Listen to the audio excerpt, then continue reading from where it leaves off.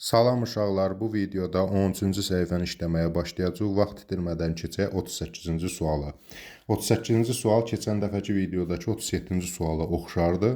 Sadəcə səhifələr üzrə işlədiyimiz üçün onu əvvəlki səhifədə, bunu isə 38-ci səhifədə işləyirik. Daha doğrusu 13-cü səhifədə işləyirik. Burada yazmışam ki, arxadakı cavab səhvdir. Bəzən nadir hallarda arxadakı cavab texniki səhv ucbatından yanlış düşür. Ona görə mən verəcəyim variantı indi izah edəcəm. İzaha diqqətlə qulaq asın.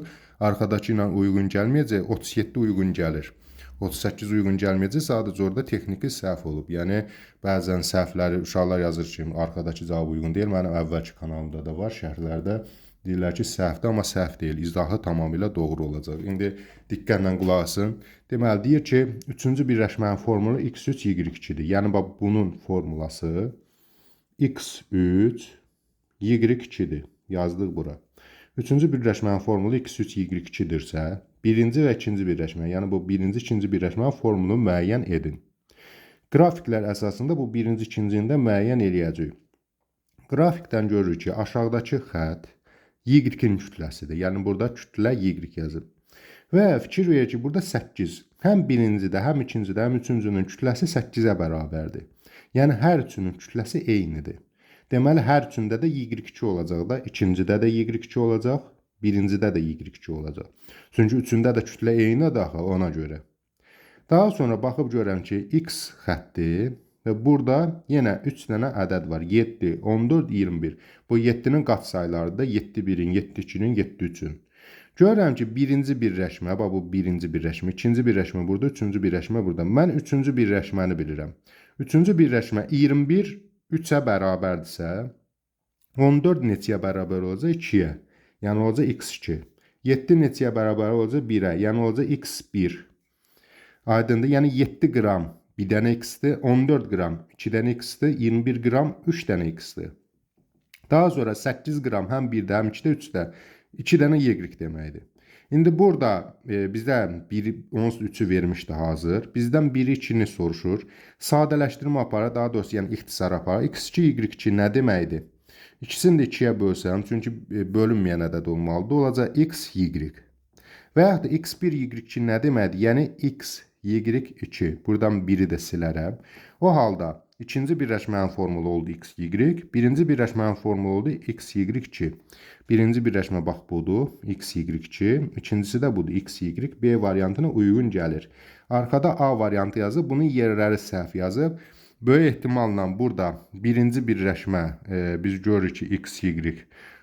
Daha doğrusu x, y2. Yəni, burada bu birinci birləşmə x, y2 biz bura gətirmişik. Böyük ehtimalla yuxarıdan aşağı götürüblər. Tələsik düşüb. Yəni, burada götürüb x, y birinci, x, y2-ni ikinci. Halbuki x, y buradakı ikinci birləşmədir. Birinci deyil. Yəni, yuxarıdan aşağı birinci, ikinci gəlib, amma burada birinci, ikinci belə gəlir. Yəni, bu yer tərzindən düşüb, texniki səhv olub, yəni göz səhv olub. Mən belə düşünürəm. Yəni, burada arxadakı cavabına uyğun deyil, B variantıdır. Keçək 39-cu suala. Deməli, bu və ya digər molekul tərkibinə kükürdün hansı kütləsi daxil ola bilməz? Mən bunu uşaqlara həmişə belə izah edirəm. Məsələn, sinifdə yarım şagird ola bilər. Məsələn, tutaq ki, sinifdə 11,5 dənə şagird var. 0,5 dənə şagird olmaz axı. Yəni, 0,5 şagird belə gülünc formada isə, yəni yarısı qapıdan çöldədir, yarısı qapısından içəridir. Yəni, bu məntiqlə absurd olduğu üçün, ümumiyyətlə, natural ədədlərdə əşyalar saydığımız ədədlərdə. Məsələn, yarım dənə stol deyə bilmərik. Nə bilim, 0,25 dənə stol deyə bilmərik. Natural ədədlər həmişə vahid formada olmalıdır. Məsələn, kükürt də atomu belə olmalıdır. Para kükürt atomu olmaz. 3də 1 dənə kükürt atomu olmaz. Yəni, kükürt bir dənəsi 32-dirsə, İkisi olacaq 64, üçü olacaq 96. Yəni, məsəl üçün, 48 ola bilməz. Çünki 48 1,5 kükürt deməkdir. Axı 0,5 dənə atom ola bilməz. Bunun əsasında baxaq. Burada məsələn A 48. 48 deməli daxil ola bilməz. Çünki burada bilməzi deyir. Çünki 48 32-yə bölünür 1,5. Yəni bir dənə yarım kükürt ola bilməz. Amma 96 3 dənə kükürdür. 32 bir dənə kükürt. 64 2 dənə kükürt. 128 4 dənə kükürt. Bunlar ola bilər. Ola bilməz A variantı. 40-cı sualda artıq bunun tərsini deyir. Bu və ya digər molekul tərkibinə küçülə hansı atomu, hansı kütləsi daxil ola bilər? Daxil ola bilər deyirsə 24 4-də 3 dənə kükürt atomu yanlış. 4-də 1 dənə yanlış. Nə bilim 32-də 12, 12 AKV-li axı kükürt atomu olmaz. Və ya da 1 dənə para kükürt atomu. Bunlar hamısı yanlış. 64 AKV. Yəni 2 dənə kükürt 32-nin 64. Bu daxil ola bilər. Daha sonra 41-ci sual H-kloro, H-kloro2, H-kloro3, H-kloro4 sırası ilə artır. Turşunun 1 molunda olan xlorun kütləsi. Xeyr, görürük ki, bunda da bir dənə xlordur, bunda da, dördündə də bir dənə xlordur. Deməli, dördündə də eyni qədər xlor kütləsi olacaq. Bu yanlış variantdır. Keçirik, deməli, oksigenin kütlə payı. Görürəm ki, həqiqətən də burada 1 oksigeni, burada 2, burada 3, burada 4. Təbii ki, oksigenin miqdarı artdıqca kütlə payı da artacaqdır. Yəni, bunun içərisində, molekulun içərisindəki oksigenin kütləsi də artacaq. Çünki o birləri eyni qalıb. Deməli, 2 doğrudur. Kütlə payı artacaq. Hidrogen kütlə payı artır. Bu da yanlışdır. Niyə görə? Çünki hamısında hidrogen eyni qədərdir. Və oksigen artdıqca hidrogen azalmağa başlayacaq. Hidrogendən deməli xlor azalacaq kütlə payı. Çünki o birisi artır. Kütlə payı cəmi 100%-dir. Bunun faizi artısa, məsələn, burada tutaq ki 10% idi, burada oldusa 50%. Təbii ki, hidrogen burada məsəl üçün 3% düşür olur, burada 1% məsəl üçün. Ona görə də doğru cavab yalnız 2. Oksigenin kütlə payı artar. Daha sonra baxaq, 42-ci sualda bənzər sualdır. Yenə həmin sıranı verir. Bu dəfə azalanı soruşur. Sonra deyir, turşunun 1 molunda olan xlorun kütləsi. Xlorun kütləsi eyni qədər qalıb. Deməli, bu yanlışdır. Oksigen kütlə payı, bayaq dedik ki, o arta gedir. O da yanlışdır. Hidrogenin kütlə payı isə azalır. Bəli, çünki oksigen kütlə payı artdıqca, hidrogen, xlor, oksigen kütlə payları cəmsi 100%-dir. Bunun faizi artdıqca o birlərin faizi düşəcək də. Çünki 100-dən o yana keçə bilməz ki, məsələn, ta ki bu 5%, 10%, məsəl üçün 85%. Bunda oldusa bu 90%, bu olmalıdır ki 3%, 7%, 90%, məsəl üçün. Bu artdıqca bu azalır. Misal üçün deyirəm bu ədədləri. Bu təbii ki, bu tam uyğun gəlmir. Biz indi bir-bir bunu hesablamaya ehtiyac yoxdur. Sadəcə məntiqlə bilirik ki, hidrogen kütlə payı azalacaq. Burada da yalnız 3-ə, C variantına uyğun gələcək.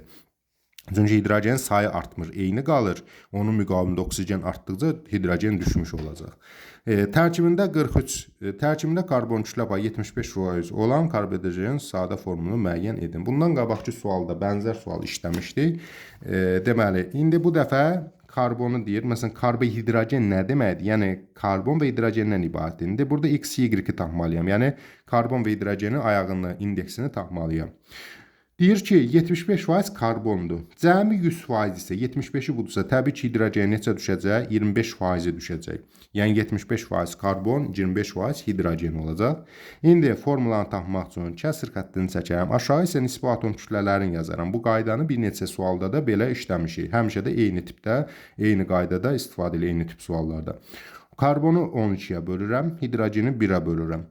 Daha sonra 25 ilə 75 ixtisar gedər 3-ün 1-ə şəklində. 1-i 1-ə böləndə elə 1. Bunlar da 3 ilə 12-ni ixtisar aparıram 4-də 1. Təbii ki, 4-də 1-i mən karbonun ayağına yaza bilməyəcəyim üçün. Çünki indekslər nə olmalıdır? Tam ədədlər şəklində olmalıdır. Kəsir yaza bilmərik.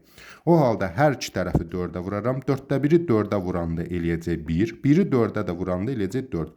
1 ilə 4-ü 1-i gətirərəm C-nin indeksinə, 4-ü də gətirərəm hidrogen indeksinə. Çünki sırayla elə düşür də, bu tərəfdən alınıb, 4-də bu tərəfdən alınıb. C1 yazmayacağım üçün, çünki 1 yazılmaz, olacaq CH4. Yəni, A bəndinə uyğun gələcək. Təbii ki, karbohidrogenlərdə niyə deyir sadə formul? Məsələn, C2H8 də elə CH4-dür. Nə bilim, məsəl üçün, və elə bir maddə yoxdur. Məsələn, deyir, C3H12 də CH4-dür. Yəni, sadə formul odur ki, yəni, bunların, belə deyək də, sadələşmiş, bir-birinə belə deyək də, bölünməyən ədədlər. Məsələn, tutaq ki, burada olsaydı, məsələn, C4H10, C2H5-lə eyni qədərdir. Sadəcə C2H5 sadə formuldur, C4H10 isə həqiqi formuldur. Sadə formul, həqiqi formul arasındakı ziddiyyəti növbəti dərslərimizdə keçəcək, sadəcə eyni qədər artırıb azaldırıq. İndi 44-cü suala baxırıq. Azot oksidinin 1,1 qramda 0,4 qram oksigen varsa birləşmənin sadə formulunu müəyyən edin. Baxırıq, görürük ki, azot oksidi nə deməkdir? Yəni, tərkibində bir azot var, bir də buradan belə yazaq. Tərkibində bir azot var, bir də oksigen var. Mən burada indeksləri tapmalıyam formulu müəyyən eləmək üçün. Bunun da cəmi neçə qramdır? 1,1 qramdır. Yəni bu cəmi bir yerdə, bu ikisi bir yerdə 1,1 qramdır. 0,4 qram oksigen varsa, bəs yaxşı, azot nə qədər olar? 1,1-dən 0,4-ü çıxaram, olar 0,7 qram da azot olar. İndi formulu tapmaq üçün kəsir xətti çəkərəm. Azotun atom kütləsi, nisbi atom kütləsi 14, oksigende də 16 yazıram uyğun yerdə və ixtisarları aparıram. Deməli, olacaq bu 20-də 1, 40-da 1 şəklində ixtisar apara bilərəm. Yəni, olacaq 20-də 1, 40-da 1. Yəni, çünki 4-ə və 0,7-yə böləndə bu şəkildə daha rahat ixtisar edə bilərəm. Hər ikisini 40-a vuranda, belə deyək də, kəsirdən azad eləyərəm. 40-da 1-i 40-a vuranda 1, 1-i gətirdim bura. 20-də 1-i 40-a vuranda eləyəcək 2. Çünki 40 ilə 20 ixtisar gedəcək, olacaq 1,2-nin 2. N2O1, bunu da çevirib eləyərəm. N2O, çünki 1 yazılmaz. N2O da burada uyğun gələcək C bəndinə. Daha sonra 45-ci suala baxaq. 45-ci sualda birləşmə verib, deməli, və onun bir-birinə nisbəti göstərib. Daha sonra deyir ki, x2, y3 birləşməsində x, y nisbətini müəyyən edin. Bunun üçün mən baxıb görürəm ki, 3x, 20, çünki x yuxarıdadır da surətdə. Ən az bir neçə üsul var, ən asan üsulu budur. 3x 21-ə uyğun gəlirsə, deməli, tək x neçəyə uyğun gələcək? 7-yə. Çünki baxın, x3 burada 21-dir. Deməli, 1 dənə x də 7-dir. Yaxşı, y4 burada məxrəcdə, y məxrəcdədir. y4 8-dirsə və tək y neçə uyğun gələr? 2-yə uyğun gələr. İndi deməli, tapdım, tək x 7-dir, tək y 2-dir. İndi x2, y3 birləşməsində bəs necə olar? O halda mən baxıb görürəm ki, 2x 7-2-nin 14 deməkdir. Yəni, x2 7-2-nin 14 yazıram. Sonra 3y 3-2-nin 6 deməkdir. Sonra bunu ixtisar apararam. Çünki nisbət ən kiçik. Belə də bir-birinə bölünməyən ədədlər olmalıdır. Hər ikisini 2-yə bölərəm. 14-ü 2-yə 7, 6-nı 2-yə də 3. 7-nin 3-ə nisbəti. Yəni, D variantına uyğun gələcək. Bənzər sual həmçinin burada 46-cı sual da bənzər sualdır, bənzər quruluşdadır. Yenə baxıb görürəm ki, bu dəfə tam bölünməsə də elə eyb yox. Kəsr ədəd şəklində bölüb, sonra onu tamamlaya bilərik. Məsələn, görürəm ki, x2 burada 7-yə bərabərdir. Deməli, tək x neçədir? 3,5-dir. Burada da y3 3-ə bərabərdir. Deməli, tək y neçəyə bərabərdir? 1-ə. Daha sonra x3, y4-ü müəyyənləşdirmək üçün, yəni x3, y4-ü formulun, daha doğrusu nisbətini tapmaq üçün 3 dənə x neçədir? 10,5. Bölürəm, 4 dənə y neçədir? 4. Bunu indi mən tam ədəd halına salmalıyam. O halda mən 10,5-i kəsirdən azad edirəm. Hər iki tərəfi 2-yə vuraram. 10,5-i 2-yə vuranda 21, 4-ü 2-yə vuranda 8. 21-in 8-ə nisbəti E variantına uyğun gələcək. 47-ci suala baxırıq. Deməli, bu birləşmədə kükürdün kütlə payı 20%-dir. Birləşmənin nisbi molekul kütləsini və x-i hesablayın. Deməli, bütün bu tip sualların hamısında ən asan üsul bu üsuldur. Deməli, 2 üsul var. İkincisini də göstərəcəm. Amma mən əvvəlki suallarda, məsələn, 43-də də, digər suallarda da əsasən ilk üsulu göstərmişəm. O mənim üçün daha rahat. Amma kiməsə tənasüb rahat gəlirsə, onu da izah eləyəcəm. Deməli, Kuprum S, burada S onsuz da hazır verib 1-dir. X, yəni buranı tapmaq mənə tələb olunur. Və görürük ki, 20% kükürdün kütlə payıdır. Bu cəmi 100%-dir. Deməli, 80%-də düşür mis tərəfə. Sonra isə kəsir xəttini çəkirəm. Məxrəcdə misin kütləsi neçədir? Atom kütləsi 64. Kükürdün nisbi atom kütləsi də 32. Yəni, nisbi atom kütlələrin məxrəcdə, verilən kütlə payların isə surətdə. Təbii ki, biri veriləndə digərini tapdıq. Çünki 100-dən 20 çıxanda 80 eləyir. Və indi uyğun ixtisarları aparmaqla bu hissədən çıxan ədədi misin ayağına, indeksinə, bu hissədən çıxan ədədi isə kükürdün indeksinə yazmaqla formulu tapa bilərik. Daha sonra indi ixtisarlarımızı aparaq. Burada eləyəcək 4-ün 1-ə, burada da eləyəcək 2-nin 1-ə. Yəni, bura getdi 1-in 1-ə, oldu 1. 4-ü də 2-yə böləndə oldu 2. 2-nin 1-ə nisbəti çıxdı. 2-ni qoyaram misin ayağına, 1-i də kükürdün ayağına. Onsuz da kükürd tərəf bəlli idi. Bizdən x-i tapmaq tələb olunurdu. X buradakı, yəni misin indeksidir. Neçəyə bərabər oldu? 2-yə. Bəs deyir ki, bir də birləşmənin nisbi molekul kütləsini tapın. Artıq mən bu formula əsasında tapa bilərəm də. Deməli, Mr nisbi molekul kütləsinin üçüncü soruşu. Emer kuprum 2S-in kütləsi bərabərdir. Mis 64-dür. 64 2-nin 128. Üstünə gəl. Kükürdü 32-dir. 32 1-in 32. Bərabərdir 160. Deməli, Emer 160-a bərabərdir. X də 2-yə bərabərdir. C variantına uyğun gələcək. Daha sonra 48-ci suala baxaq. 48-ci sualda deyir ki, deməli, CX-H4 birləşməsində karbon kütlə payı 75-dir. Elə 47-yə bənzəyir. İndi burada nə edirik? Deməli, yazıram CH4 X-i tapmaq tələb olunur. Karbon 75%-dir, hidrogen 25%-dir. Kəsr xətti çəkirəm. Karbonun ayrı neçədir? 12. Yazıram burada. Hidrogenin ayrı 1-dir. Yəni nisbi atom kütləsi. Yazdım burada. Və daha sonra uyğun ixtisarları aparım. Buradakı X-i tapım. Yəni C-nin ayağını tapım. Burada onsa hidrogenin indeksi verib. 25-75 üçün 1-ə şəklində ixtisar gedir. 1-in 1-ə ilə 1 deməkdir. 3 ilə 10-cu ixtisar gedəndə 4-də 1 deməkdir. Və ondan sonra kəsir ədədi mən bura yaza bilməyəcəyimdən hər iki tərəfi elə edirəm ki, kəsirdən azad olsun. 4-ə vursam, 4-də 1-i 4-ə vuranda 1, 1-i 4-ə vuranda 4. 1-i gətirib qoyaram bura və 4-ü də bura qoyuram. Elə 4 onsuz da əvvəlcədən verilmişdi. Yəni formula oldu CH4. Formula CH4-dür. Amma məndən nəyə soruşur? Nisbi molekul kütləsi. Nisbi molekul kütləsini tapmaq üçün nisbi atom kütlələrinin indeksinə vuram. 12 1-in 12, 1 4-ün də 4. Cəmləyəndə 16. Deməli, nisbi molekul kütləsi 16-dır. X da tapdıqda 1-ə bərabərdir. Bu da eləyir E variantına uyğun gəlir. Ümumiyyətlə, bu sualdan bir neçədən işləmişik. Bu sual eyni buna da bənzəyir. Bundan əvvəlki sual da var idi. Məsələn, buradakı səhifədə də var idi. Hamısında da eyni üsuldan istifadə elədik. Hər ikisində indi mən göstərdim bu üsulu, düstur üsulunu. Amma sizə demişdim ki, həmçinin tənasüb üsulunu da göstərəcəm. Tənasüb üsulunu da göstərək. Çünki kim üçün asan gəlsə, tənasüb üsulundan həll eləyə bilər. Necə tapırıq tənasüb üsulunu? Burada görürük ki, deməli 20% kükür neçədir? 32-yə bərabərdirsə, bəs mis neçəyə bərabər olacaq? 80% neçəyə bərabər olacaq? X. X də bərabərdir. 80-i vururam 32-yə, bölürəm 20-yə. Bu da eləyəcək, deməli 128. Yəni misin burada kütləsi 128 qrama bərabərdir. Əslində buradan o 128-in üstünə 32 gəlini 160-ı tapıram. Amma yenə də X-i tapmaq üçün də 128-i 64-ə bölərəm 2. Yəni 2-ni taparam. Kuprum 2S. Və yaxud da aşağıdakı sualda da həmçinin. Deməli, əgər 75%, daha doğrusu 25%, çünki hidrogen 25% düşür. Hidrogen 25%-i 4-ə bərabərsə, 4 1-in 4. Bəs 75%-i nəyə bərabərdir? X. X də bərabərdir. 75-i 4-ə X yox, gərək burada başqa hərf qoyardı. Buradakı X-nin qarşı düşməsin, eybi yox.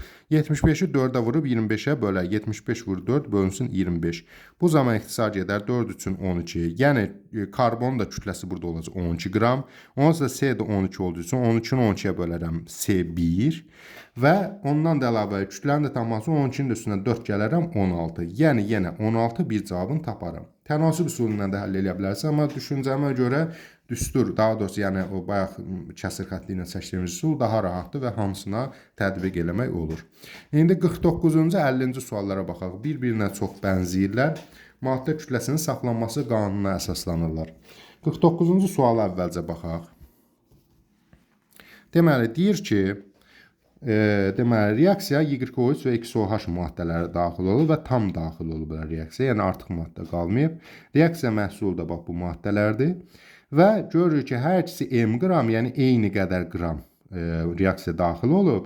Əmələ gələndə bu qədər qramlarda verilib. İndi deyir ki, Y3-ün və XOH-ın molyar kütlələrini hesablayın. Bu hesabı eləməmişdən əvvəlcə reaksiyanı yazaq. Deməli, Y3-lə XOH reaksiya daxil olub. Reaksiyadan nə əmələ gəlib? X2Y4 və H2O. Və baxıb görürəm ki, maddə kütləsinin saxlanması qanununa görə reaksiyadan alınan kütlələrin cəmi reaksiyaya daxil olan kütlələrin cəminə bərabər olmalıdır. Yəni 100 qram reaksiya gəlibsə 100 qram da xaric olacaq. Təbii ki, 100 qram reaksiya gələndə 105 qram maddə alınmaz ki, və ya 95 qram alınmaz ki. Deməli, onda mən burada 28-dən onda 4-ü yazıram. 28.4-ü bura yazsam, 3,6-ını da bura yazsam, bunları cəmləyəndə neçə eləyir? 32 qram. Deməli, bura daxil olan da 32 qramdır. Yəni, bunların cəmi də bir yerdə 32 qram olmalıdır ki, 32 qram məhsul alınsın. Yaxşı, bizə deyir axı, ikisi də M qramdır. Yəni, bu da M qramdır, bu da M qramdır. Yəni, 2M. 2M 32-yə bərabərdirsə, deməli, hərəsi 16 qram, 16 qram eləyər də. Yəni, 16 qram Y qoyucuna 16 qram XOH daxil olub. X2Y4 28.4, H2O da 33,6 alınıb. Bu M-in bir-birinə bərabər olmağına, bunların da bir-birinə bərabər olmağını tapmış oldum. İndi biz bunun əsasında əvvəlcə əmsallaşdırma aparırıq. Çünki qızıl qayda budur ki, bütün reaksiya tipli suallarda əmsallaşma mütləq vacibdir. Yoxsa bizim hesablamamız səhv çıxacaq. Ona görə əmsallaşma aparaq, yəni sağ tərəfdəki atomların sayına sol tərəfdəkilərin bərabərləşdirək. Daha sonra isə hesablamamıza keçək. Deməli, gör ki, sağ tərəfdə 2x var. Deməli, sol tərəfdə x-in əmsalına 2 atarım. İndi Y1 dənə, 2x, 2x-a düz gəldi. Oksigen və hidrogenlərdəsə 2 hidrogen düz gəlir. 4 oksigen, deməli, yox, burada indi əmsalı dəyişməliyik. Yox, dəyişməyə ehtiyac yoxdur. Çünki burada 3-də var axı, 3 oksigen burada, 2 oksigen burada, 5 oksigen. Burada da 4 oksigen, 1 oksigen, 5 oksigen. Oksigenlər də bərabərləşdi. Yəni, artıq əmsallaşmış oldu. Sağ tərəf və sol tərəfdəki atomlar sayı bir-birinə bərabərdir. İndi nə edirik? Deməli, biz Y qoyucun və XOH-un molyar kütləsini tapmaq üçün bunlardan hər hansı birinin molyar kütləsi bizə bəlli olmalıdır ki, onu tapa bilər. Molyar kütlə, ümumiyyətlə, əmsalı uyğunlara mən həmişə aşağıdan yazıram. Siz tərsinə yuxarıdan da yaza bilərsiniz. Yəni, elə elin ki, bir dəfəmini öz üçün bir qayda olsun da. Yəni, mən həmişə burada verilənləri üstə yazıram. Aşağıda isə molyara uyğun olanların yazıram. Burada təkcə bizə bəlli olan H2O-nun molyar kütləsidir. Artıq əzbərə bilirdi. Oksigen 16-dır, hidrogen 1-dir. 1, 2-nin 2 üstə 16, 18 qram. Əslinə qalsa, burada yazmalı idi. MrH2O 18 yazmalı idi. İndi yazmayıb, amma bu çox asan olduğu üçün bunu bilirik. Deməli, bunun əsasında biz digərlərini tapa bilərik. Məsələn, 16 qramdan 3,6 qram alınırsa, və x qramdan da 18 qram alınır. Tənasüb kimi həll eləyə də bilərik. O zaman tənasüb 16 vur 18 bölü 3,6 bərabərdir 80 cavabını çıxardarıq. Yəni x-i bura qoyarıq, sonra bura qoyarıq, ikisini də tapa bilərik. Amma heç tənasübə getmədən də biz görürük ki, bu bunun 5 qatıdır da. Yəni 3,6-nı 5-ə vuranda 18 edir. Deməli, bunun da 5 qatı, bunun da 5 qatı qədər reaksiya girər. Yəni 16 5-in 80 qram. 16 5-in 80 qram. Yəni, və yaxud da bunu da tələb olunsaydı, bunu da 5-ə vurardıq, 142 qram. 80, 80, 160, 142, 18, 160. Yəni, yenə bərabərləşəcəkdir. Həm tənasüblə də tapmaq olar. Misal üçün, bu tərəfdə tənasüblə eləyək. Məsələn, bura x qoysaydım, 16-nı vur 18 böl 3,6. Bu zaman eləyəcəkdir. X 80. Və yaxud da belə də tapa bilərik. 5 qatı qədərdirsə, bunu da 5-ə vuraram, bunu da 5-ə vuraram. Deməli, indi nə edirik sonra? İndi bizə molyar kütləsi deyir. Nə qədər kütlə daxil olmağın yox. Molyar kütlə. Molyar kütlə də əmsaldan həmişə əlaqəli olur. Yəni, burada görürəm ki, əmsal 1-dir. Deməli, Y qoyucunun kütləsi neçədir? 80 qramdır. Burada əmsal 2-dir. Deməli, 80-i 2-yə bölərəm. 40 qramdır. 42-nin 80 olub da, yəni. Deməli, Y qoyucunun molyar kütləsi 80. Amma XOH-un molyar kütləsi 40 eləyir. Yəni, doğru cavab E variantıdır. İndi bunu açıqlamış olsaq ki, bunlar hansı maddə idi? Bu SO3 maddəsidir. Y, yəni SO3-dür. Düzdür, onu bizdən tələb eləmir, amma yenə də aydın olsun deyə. Yəni, heç vaxt suallarda olmayan, nə biləm, belə fantastik suallar salmırlar. Hansı maddə ki var, o maddə uyğun suallar salırlar. Burada SO3-dür. XOH da natrium OH-dır. Yəni, yerinə qoyanda bilirik də, çünki natrium OH 20 üstə 17 40 qram eləyir, 32 üstə 48 80 qram eləyir. Deməli, bu imiş natrium 2 SO4 üstə gəlinsin H2O. Reaksiyasında bu reaksiyadan söhbət gedir. 50-ci sualdır, eyni tip sualdır. İndi biraz da sürətli üstündən keçəcəm, daha yaxşı qavramış olacaqsınız. 50-ci suala baxaq. Yenə eyni reaksiyadır. YO3 ilə XOH reaksiya daxil olub. X2 YO4 ilə H2O əmələ gətirib. Verib bizə 1,8 qram H2O-dur. 14,2 qram X2 YO4-dür. Bilirəm ki, bunların cəmi 16 qramdır. Bunlar da ikisi M olduğu üçün demək ikisi də bərabərdir. 2M bərabərdirsə 16-ya, deməli tək M bu 8 qramdır, bu da 8 qramdır. Sonra isə əmsallaşma aparıram. Bayaq aparmışdıq, elə yenə də hazırlayacağım 2x. Y-lərin, X-lərin, hidrogenlərin və oksigenlərin sayı bərabərləşdi. Əmsallaşmadan sonra da Uyğun hesablamanı aparmaq üçün mən burada bizə molyar kütləsi bəlli olan təkcə sudur. Suyun molyar kütləsi 16 üstə 2 birinci 18-dir. Mən indi 1-in tənasübü üsulunu aparacağım. Məsələn, bunu tənasüblə əldə eləyək ki, hər iki üsulda göstərmiş olaq. 8 qramdan 1,8 alınırsa, bəs 18 qramdan nə qədər alınır? X deməli x bərabər 18 vurulsun 8 bölünsün 1,8. Bu da eləyər 80. Və yaxud da ki, mən görürəm ki, elə tənasübə ehtiyac qalmadan 18-i 1,8-ə bölündə 10. Deməli, 10 qatı qədərdirsə, normalda bunun da 10 qatı qədərdir. Yenə 80. Hər iki üsulundan əldə eləyə bilərəm. Və deməli, baxıb görürəm ki, Y-O üçün əmsal yoxdur. Deməli, bunun elə emeri 80 imiş. Və bunu görürəm ki, deməli, 2 əmsalı var. Deməli, bunun da emeri 40 imiş. 80-ı 2-yə bölürəm, 40 imiş ki, 42-yə vuranda 80 eləyib. O halda Y-O3-də 80-dır, X-OH-da 40-dır. Yəni, cavab B variantına uyğun gələcək. Eyni tip sualda sadəcə rəqəmləri fərqli vermişdi, amma sonda nəticədə eynidir. Yenə bu sualın da cavab tənliyi, daha doğrusu reaksiya tənliyi, bax bu tənliyidir. Amma o tənliyi bizdən soruşmur. Mən çalışıram ki, maksimum sadə izah edeyim. Ona görə videolar biraz uzun alınır. Çünki bunları nəzərdə tutmuşam kimyaya yeni başlayanlar və bəzən uşaqlar olur ki, kimyanı qavramaqda çətinlik çəkirlər. Yəni, belə deyək də, elə uşaqlar var ki, riyaziyyat, fizika beyinli uşaqlardır. Yəni, onlarda hesab kitab qabiliyyəti, məntiq, həndəsə daha yaxşı, belə deyək də, xüsusən də oğlan uşaqlarında bu daha çox biruzə verir, oxuyan uşaqlarda. Amma elə uşaqlar var ki, daha çox əzbər, belə deyək, çətin qavrayırlar müəyyən bu texniki fənləri. Mən əsas bu sualların izahını nəzərdə tutmuşam çətin qavrayan uşaqlar üçün. Ona görə də ola bilsin aşırı belə təfərrüata, nə bilim çox vaxt sərf olun, aşırı təfərrüatına verirəm, amma əsas nəzərdə tutduğum həmin uşaqlar olduğuna görə tam sadə izah verirəm. Çünki nəzərdə tuturam ki, kim hansı sualı işləyə bilməsə onun üçün gələcək də bura. Məsələn, tutaq ki, 39 asantıza artıq onun üstündən keçəcəklər. Məsələn, 49 çətinsə 49-a baxacaqlar. Mən çətin olanı təfərrüatlı, təfsilatlı izah edirəm ki, çətin olanı başa düşsün uşaq. Sağ olun uşaqlar, növbəti dərslərdə görüşənədək.